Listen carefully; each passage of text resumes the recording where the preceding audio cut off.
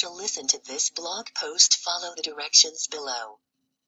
When the Read and Write for Google extension is installed and you open a web page, you will see the Read and Write for Google icon next to the bookmark star on the Google address bar. See image below.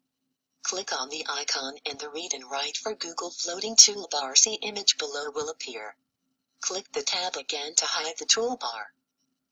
Click on the hover speech button that looks like a speech bubble with a cursor and then click beside the start of the next paragraph. Hey gang, now that we've had an opportunity to look at the Google Read and Write within this situation here, some of the other tools available I wanted to kind of just go over with you. So for example, say a student came across this word here and they weren't quite sure what it was. Remember, we are dealing in a primary classroom for this specific situation. They might go up here and click on the picture dictionary. By clicking on that, on the left-hand side, you'll see the word bubble show up, as well as images that would go along with it. This is really helpful, especially in primary, as we all know, to have that visual support beside the word to help kind of ingrain it in the student.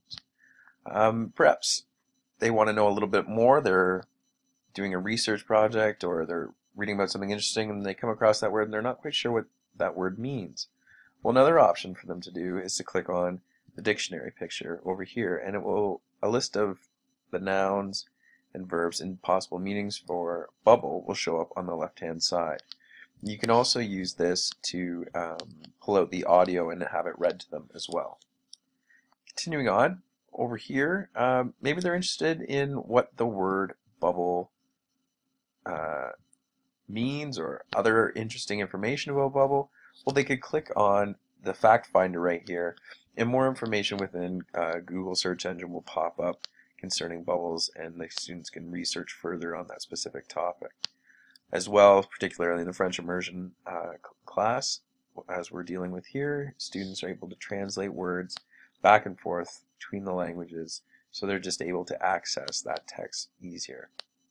You can also use these highlighting tools. Through highlighting certain words, we can collect all our highlights, and once we're done there, we can create word lists. Another great thing here that you'll see that we can do is we can simplify the text.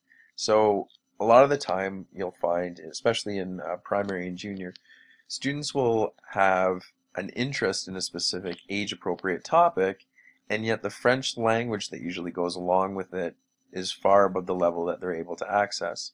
So by clicking on the Simplify page, what it will do is put it into a much more condensed and easy to access little blurb of information on what that website or what that particular text is all about. This is a great tool for us because engaging the kids in subject matter that they're interested in, but at a level at which they can access it, is really important, particularly in the primary classroom. Thanks a lot. Enjoy the rest of the post. Don't forget to continue to listen to the rest of this post. Click on the hover speech icon located here and place it beside the paragraph, and then you can continue on listening to what this post is all about. Thanks very much.